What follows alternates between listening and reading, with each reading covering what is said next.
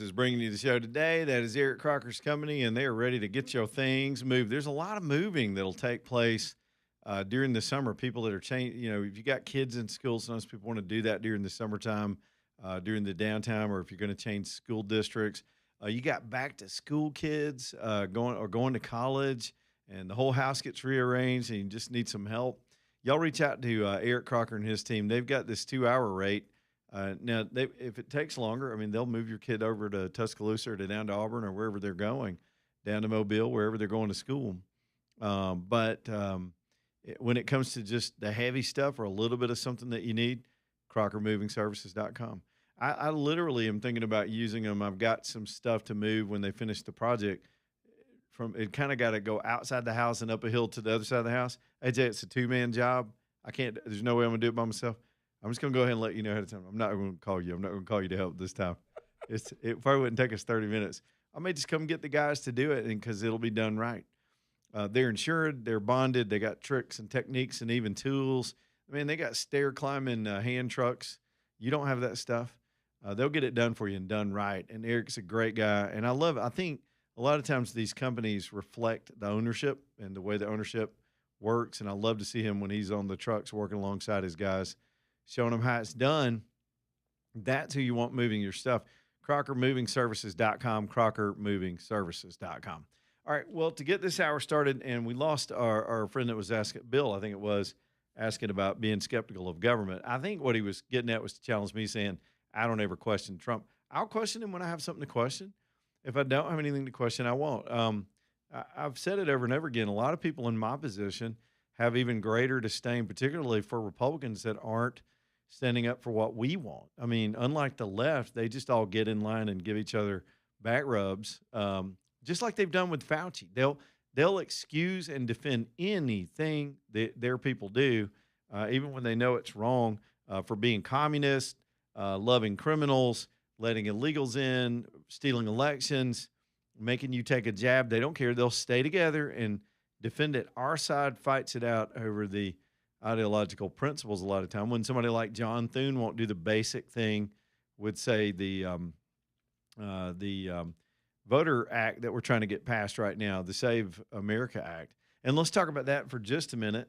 Today he came out and said, yeah, I'll keep Congress over. I'll keep the Senate over during the month of August if somebody can show me that I've got 50 votes on this reconciliation bill, the bill that they're trying to attach the Save America Act to the defense spending.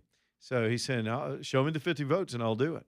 All that's saying is with people like they're still dealing with Cornyn, who got he's still butthurt because the state of Texas voted him out, and they've got a couple of others that they know they can't count on, so he'll never get the 50 votes. So in his mind, there's no point.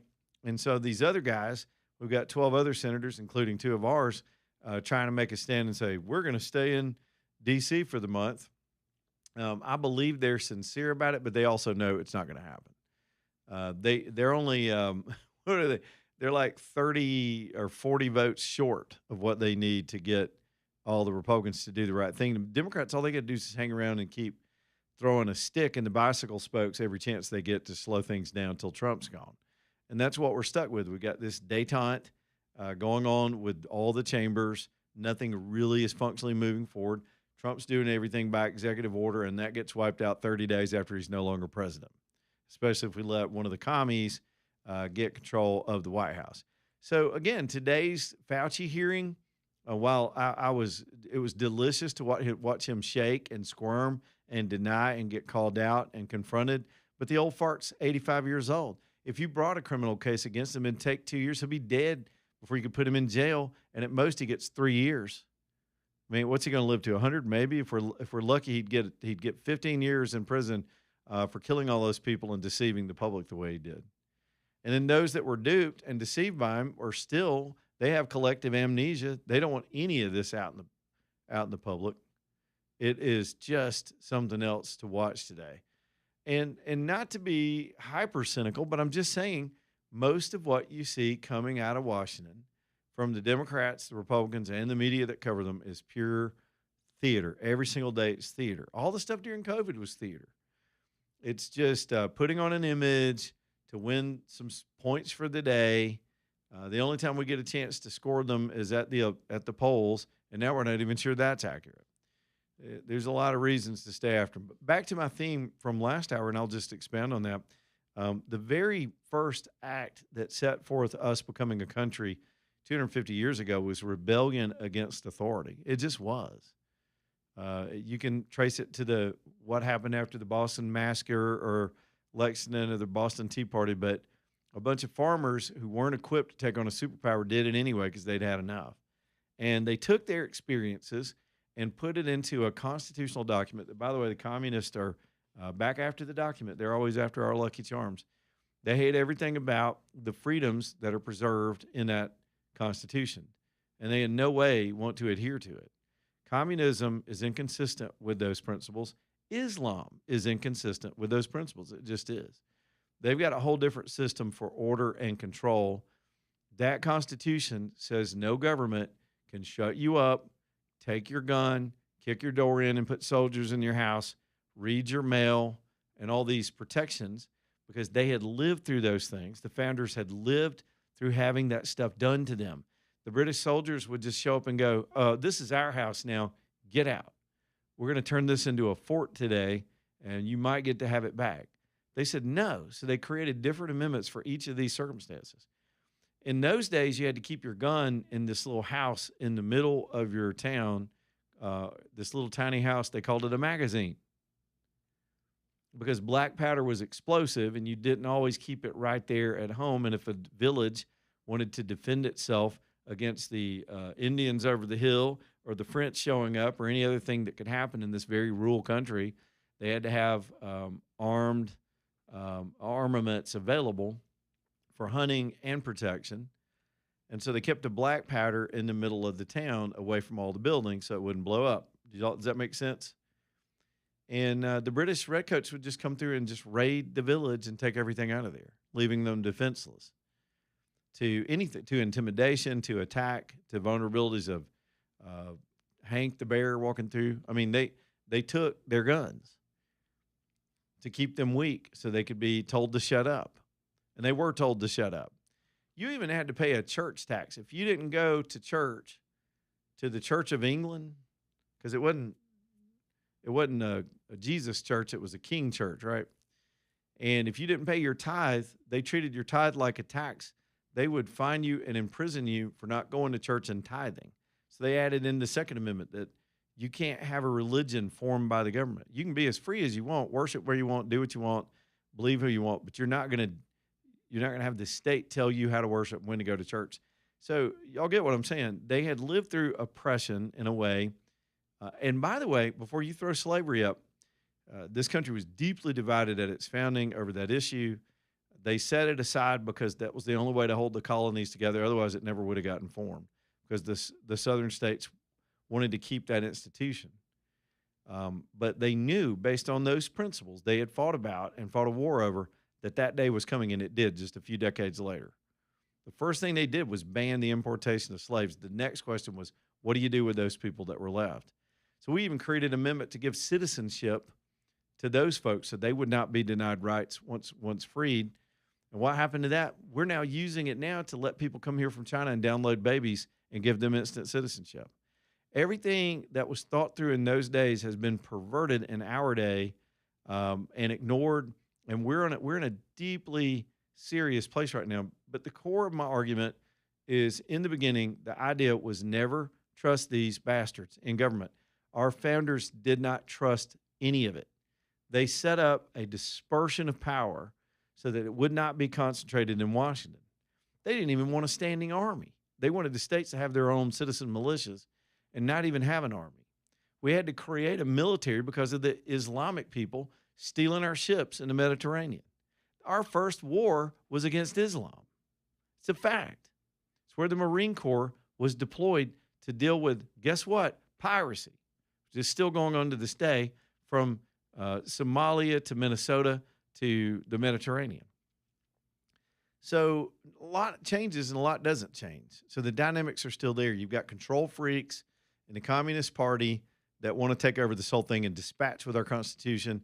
They want to get rid of the president, the Senate, the Supreme Court. They want a central committee just like the Bolsheviks did in Soviet Union, to run your whole life.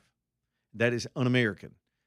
It's against everything in the Constitution. They would have to trash the Constitution to pull that off. Mondami would have to set it on fire, which he would love to do, to pull that off. It'll never happen. We'll fight to the death. We will fight till we can't breathe. We will bleed out in the streets before we let that fool or anybody that supports him do that.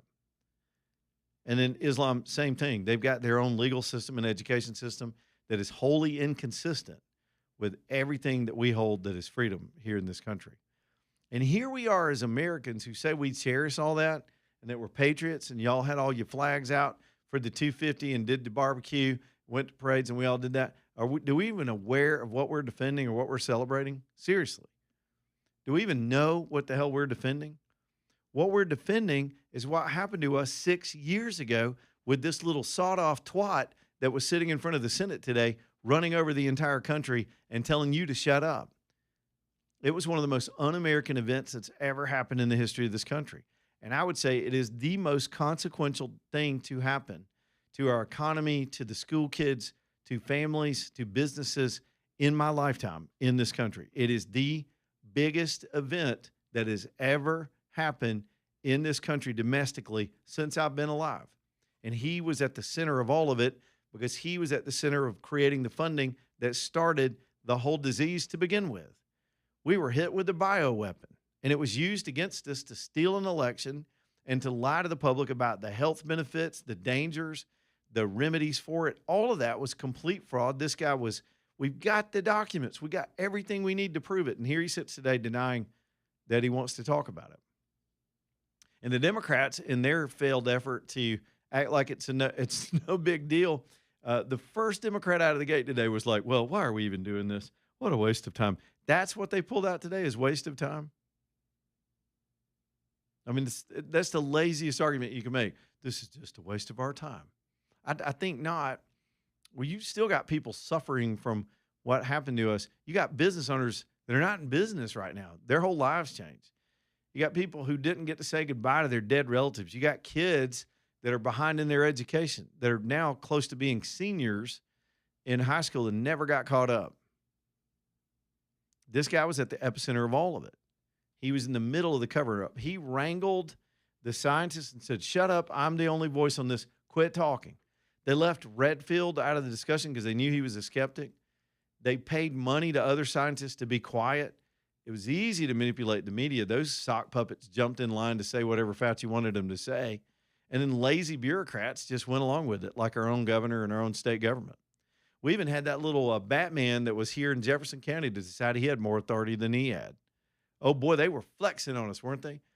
And here's my final point. They told us to shut up.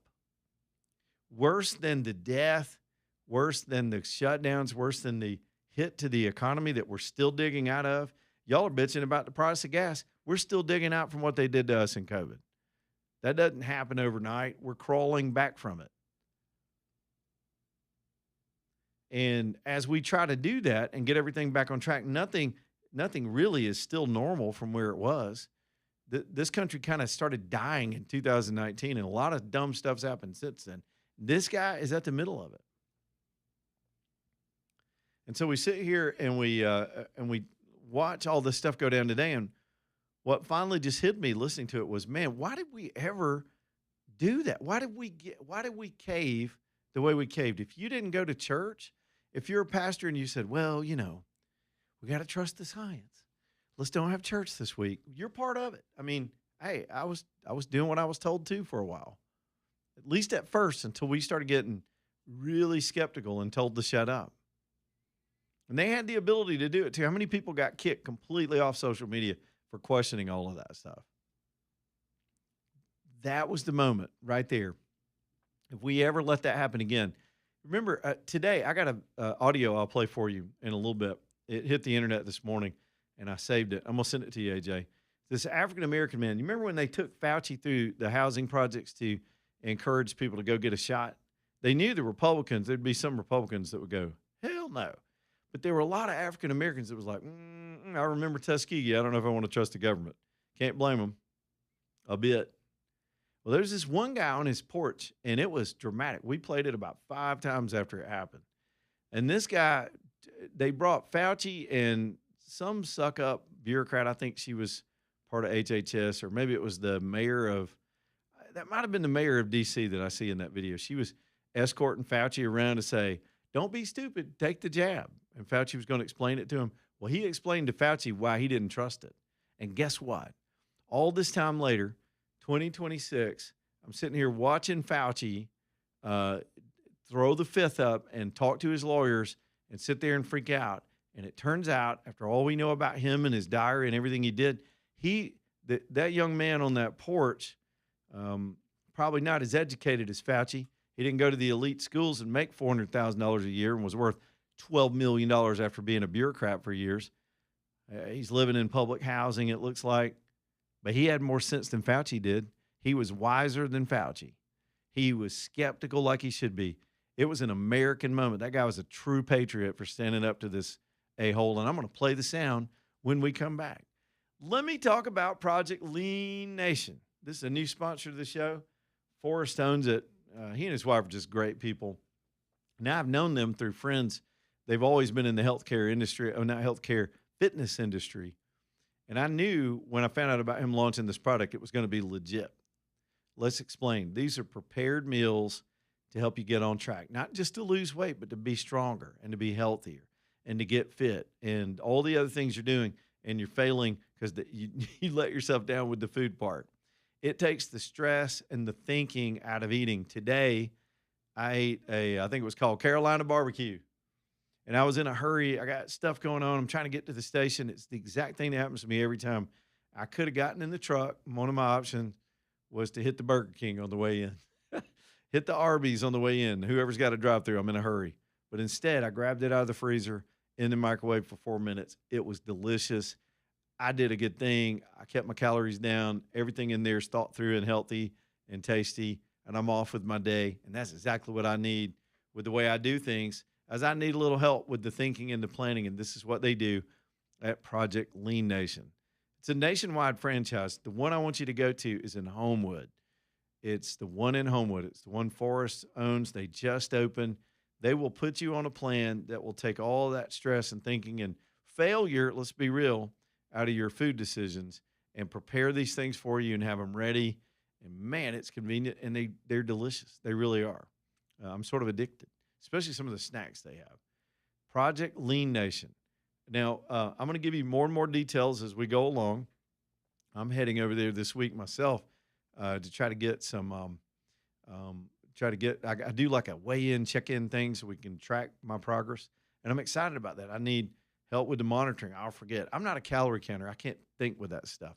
But these are high protein meals. It even saves you time going to the grocery store, because that part of your life is handled for you. I love it. I love the automation of it. Project Lean Nation in downtown Homewood, right there on the main drag through Homewood. Y'all find them and go see them. Tell them you heard it here on the show, and let them get you set up like me. And let's do this little thing together and see how we do heading into the holidays, which is the biggest challenge of the year. Project Lean Nation. Y'all check them out. Back here in just a minute.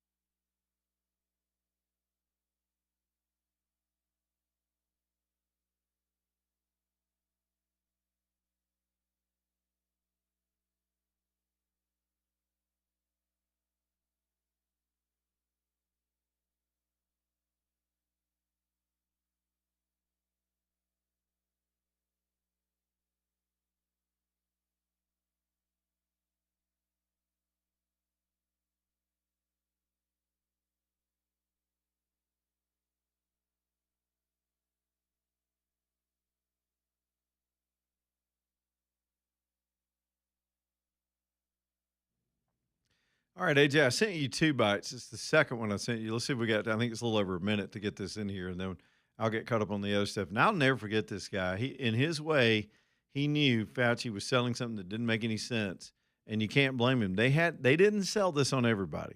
Some people felt like they had to go along with this nonsense. Here's Fauci, where they decided he was such a popular guy, they'd put him in the streets, and he got a little bit of the streets this day. People in America are not settled with the information that's been given to us right now. So I'm not going to be lining up taking a shot or a vaccination for something that wasn't clear in the first place. And then you all create a shot in miraculous time. It takes years to create vaccination. Well, it used to take years. Okay, it used to. You know how many years were invested in this approach? About 20 years of science to get us to be able to do it. 20 years is not enough.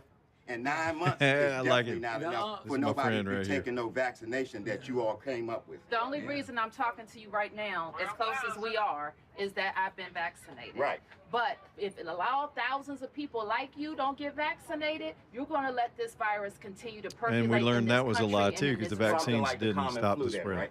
And not It's like much more Straight lie. serious than the flu. Well, the flu kills a lot of people annually, too. You know how many people died of the flu the last year? I mean, not this year, virtually none, but the previous year. Suddenly we had no about flu. 20 to 30,000. You know how many people have died from COVID-19 in the United crazy. States? 600,000 Americans. Well, the number that you all giving that died, that's once again, that's you all's number. You going to pass. You damn right. Definitely. Right. Because when you start talking about paying people to get vaccinated, when you start talking about incentivizing things to get people vaccinated, there's something else going on with that. Yes. Something else going on. It is something going on with something it. else You're going right. on. But I'm glad millions of people. So like she cut me it and off. Most everybody here. She's trying to call him didn't get stupid. You know what their incentive was? Protecting their health and protecting the city. But I won't keep you anymore. It's okay, because my incentive, y'all campaign is about fear. It's about inciting fear in people. You all attack people with fear. That's what this pandemic is. It's a fear. It's fear, this pandemic. That's all it is.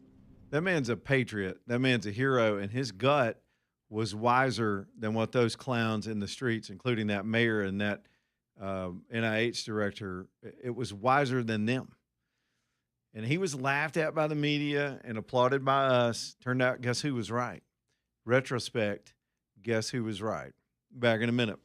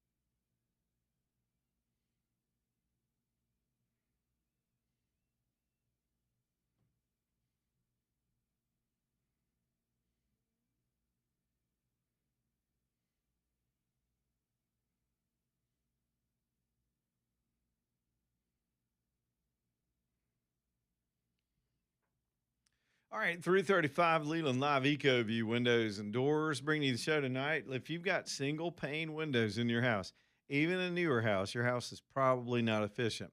Industry studies will show time after time that about 35% of our energy goes right out those windows.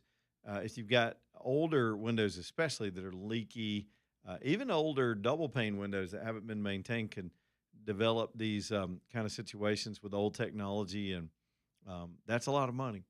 Look at your power bill when it comes in after this heat wave and see how much money you're spending. Just take 30, do the math, take 35% of that. Then look at your bills for the rest of the year, take 35% of the whole thing, compound that over 10 or 20 years, and you'll see how much money you can eventually save by putting in these windows and making your home more efficient. Not to mention, you're just more comfortable. It's the whole reason you have an AC and a heater anyways, to be comfortable. And it's kind of pointless if you've got holes in your house. Let EcoView come and give you an estimate. Becky Jackson has the best products and the best installers in the business, and they back everything they do with warranties, even glass break warranties. Long after they're gone, they will. If you have a problem with your window and one that gets cracked or something happens, bird flies into it, you hit it with the lawnmower rock or something, like I have done, they'll come out and replace it if you've got that coverage. EcoViewWindows.com, EcoViewWindows.com. All right, I'm trying to make sure I've covered all the bases because this is the audience participation portion of the show. I want to call on y'all to help a little bit because I was thinking about this today. When it comes to Fauci and that whole COVID era, we're revisiting a lot of things. It's funny, it's all these things that were in the news cycle and disappeared, they're back. Like Dylan Mulvaney's back in the news because of Trump's comment. We got COVID back in the news. We're dealing with, Kamala Harris made an appearance this week. Everybody's trying to get back in the spotlight this week. But so we're back in this COVID retrospect era, but we remember, in the moment we thought it was ridiculous, but it was kind of comically ridiculous. And now we go back in our minds and think about the stupid stuff that was going on. And what I want you to do is share your stories with me because I'd have to think a little bit. But I can remember so many times where we're like, why are we doing this? For example, you go to the grocery store. I remember this one grocery store I go to. Suddenly somebody decided plexiglass could stop microbiology and the dynamics of the air. And we all remember the markings on the floor. AJ, you remember this where they tape arrows on the floor at the grocery store, tell you go down this aisle this way and this aisle this way so you wouldn't happen to run into anybody. And the 6-foot rule, that was so dumb. We now know they just made that up. That wasn't even a thing. They wanted to hand out things for us to do to show our obedience. In fact, there's a Fauci clip where he talks about that in the same street. It was the cameras were on him, and he was having a moment. And we played this 6 years ago. But Fauci talks about we just got to break the spirit of these Republicans and make them less partisan. I think that was the goal, wasn't it? Break our spirit, get us to comply. Then we're gullible to anything, like the upcoming stolen election. Maybe we wouldn't raise so much hell if we'd learned to say yes to the government every time something happens. But then some of it was corporate America not knowing what to do. They were afraid they were going to get shut down by some two-bit public health official that could come in and say, you're not doing enough. So you had these poor restaurants who couldn't have dine-in. Remember, everybody was sitting out on the sidewalks. Now, we'll say curbside pickup was a win. We learned to adjust. Even this radio show, I learned to get better at not doing it here in the studio and being remote. There were some good came out of us learning how to adjust around these dumb things the government made us do. But I remember at the grocery store, you would go in and you'd put your hand, let's say I was buying some canned vegetables. And I would take the can out of the buggy and put it on the counter. And the woman who was checking me out would pick the can up and run it through the boop. And she'd boop it. And there was plexiglass for me to go get in front of when I was ready to pay. And then sometimes you'd still hand your payment method over to them. But sometimes you pay there at the little device with your card or whatever. And then the bag boy would pick up the same groceries, still hand them to you. Sometimes we'd pick them up on our own. We had so much and then they'd go, after you got done, they'd wipe down the conveyor belt like that was killing germs.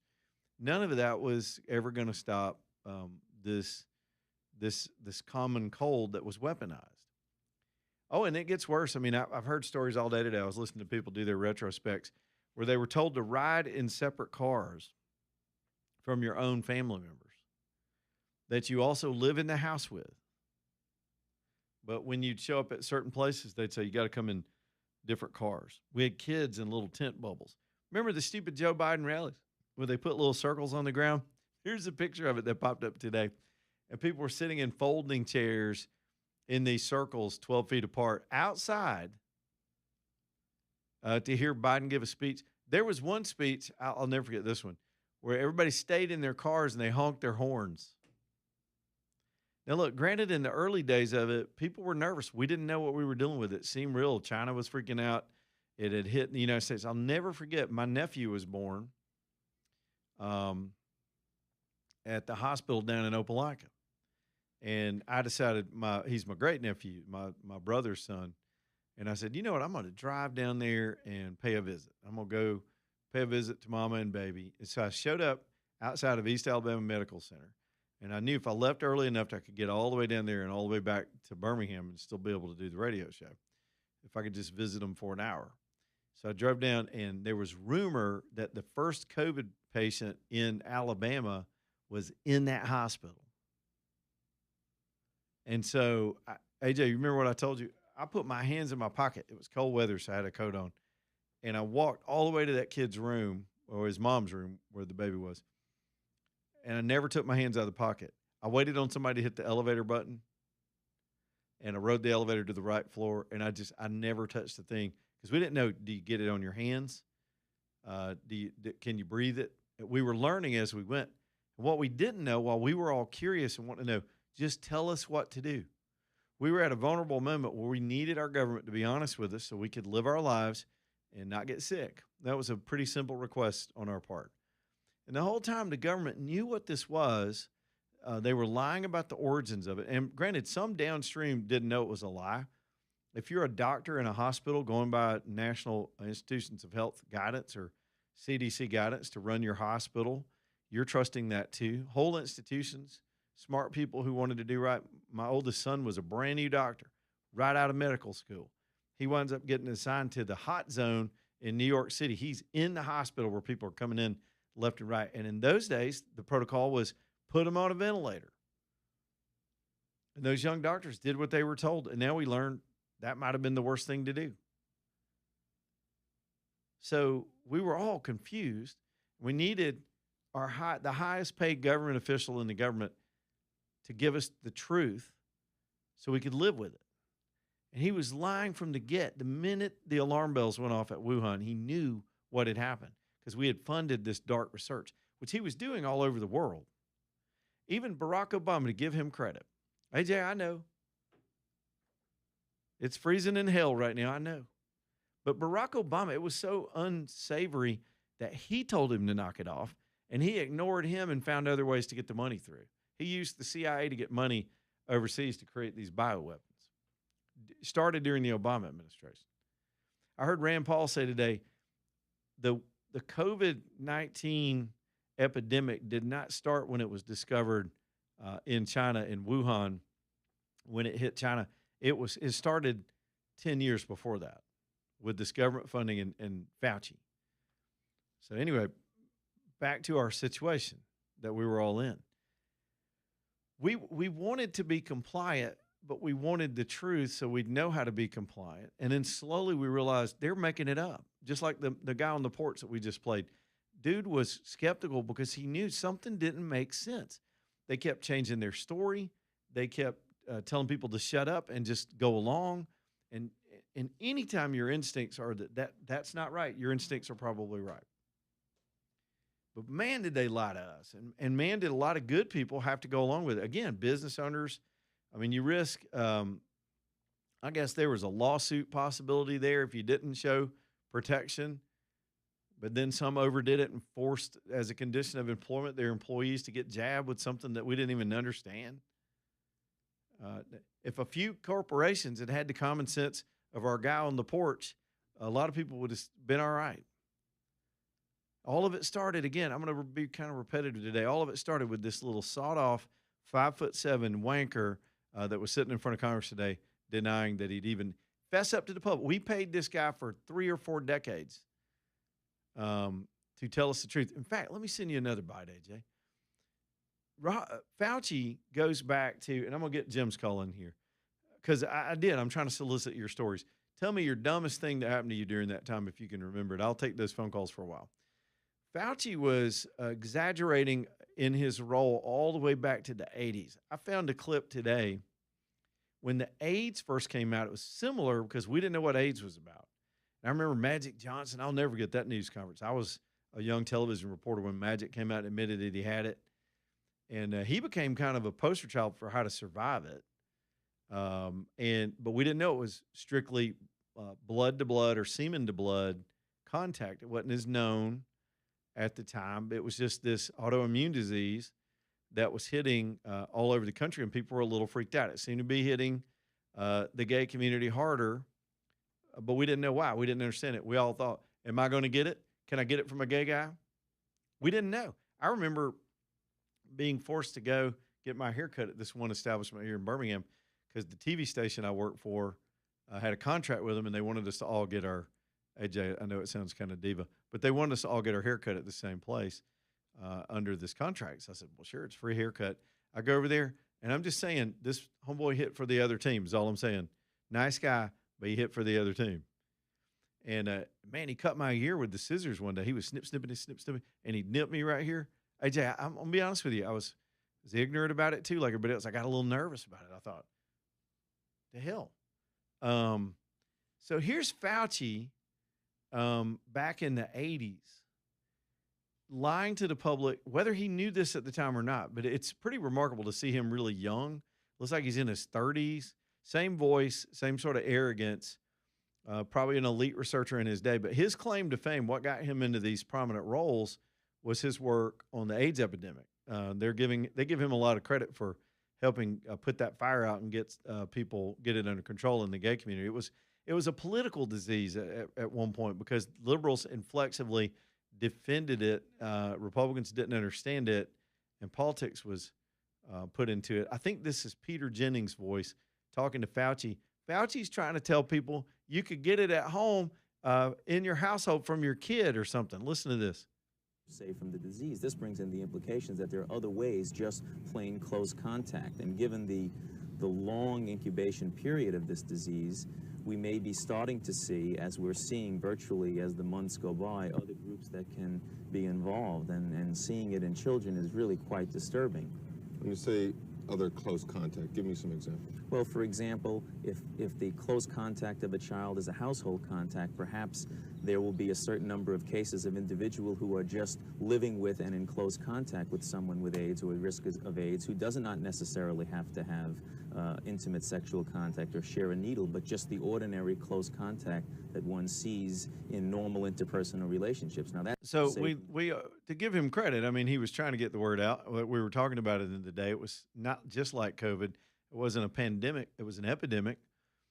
But he was on national TV even then putting out news that turned out not to be correct about kids getting it from their parents. I'll never forget Princess Diana went to an AIDS hospital and hugged a patient to prove to the world that you're not going to get it from hugging somebody. It's much more direct than that. And Fauci may or may not have known that in that interview, yet he was spreading that fear even back then. And somehow he matriculated all the way into this role where he had been there through several presidents and became this authority.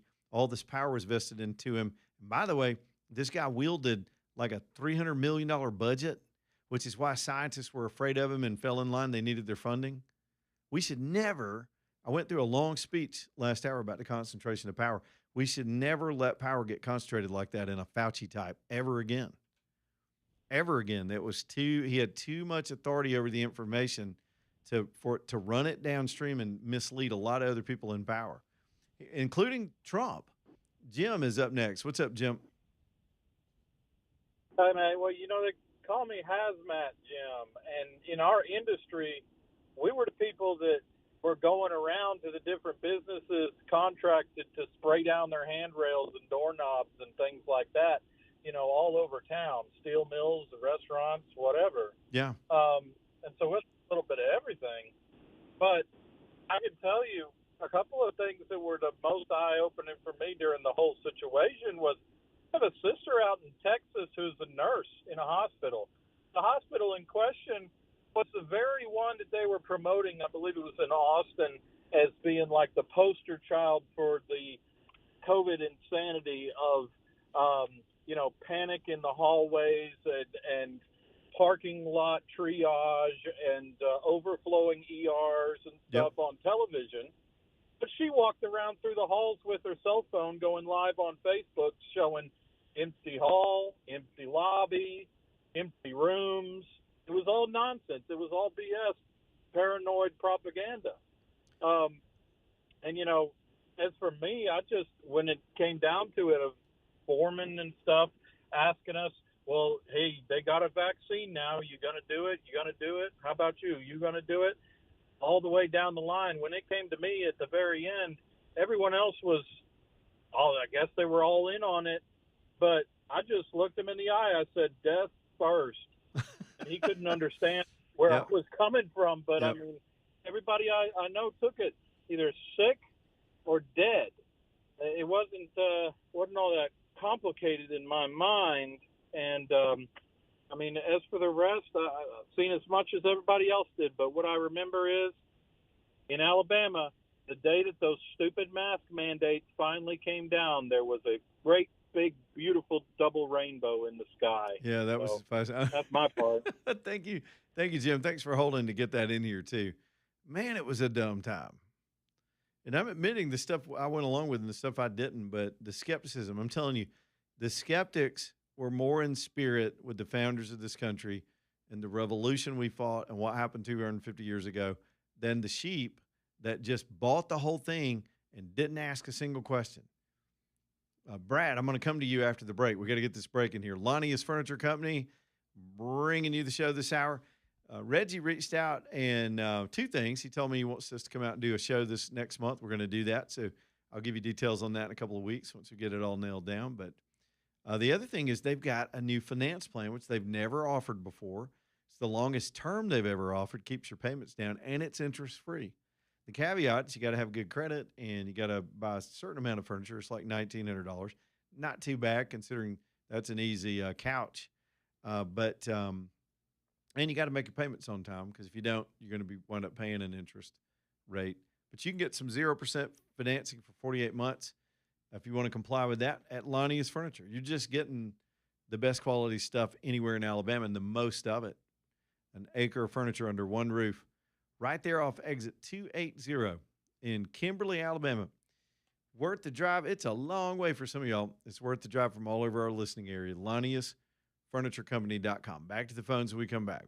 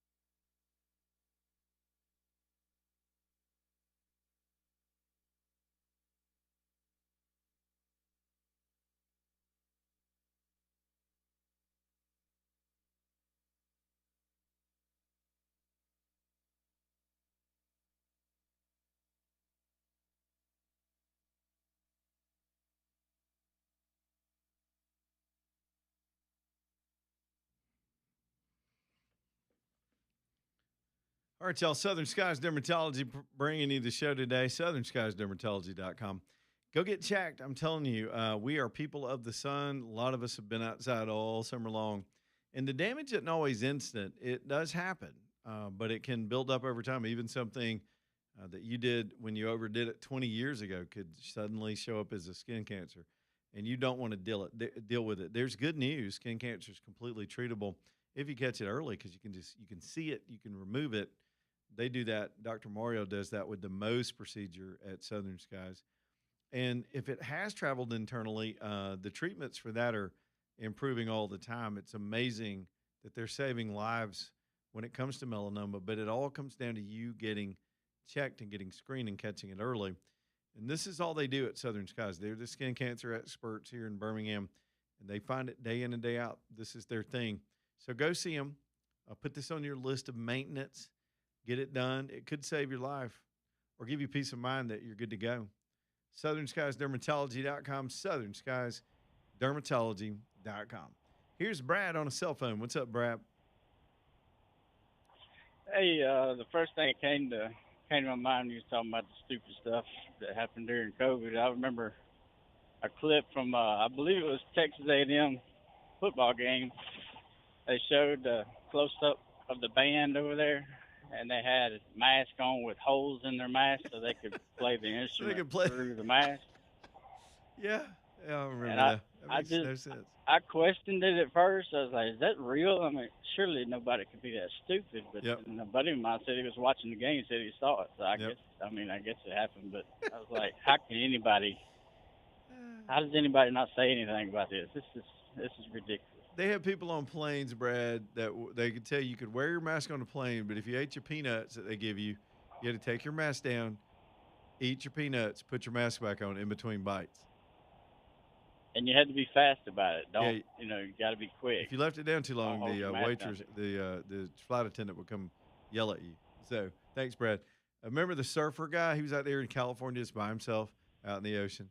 And they tracked him down and arrested him on the beach, handcuffed him and walked him off the beach for swimming in the open ocean all alone. Marvin is in T-Town. What's up, Marvin? Leland, here's my comment.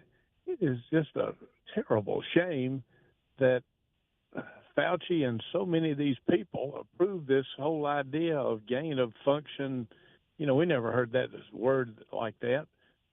Research to create these viruses that could do these horrible things, and then to not control it and have it somewhere, where it might not get out. But just think of all the lives and that have been destroyed. And God knows somebody like Fauci in his position should come out and say, that was a terrible decision, and we need to forever, never do something like that again. Thank goodness. I guess we've learned from it, but it just seems stupid, doesn't it, that we really would create these viruses that we haven't learned destroy anything. lives. Marvin, we haven't learned anything. We have not learned anything. It's still going on. Back here in just a minute. Stay tuned.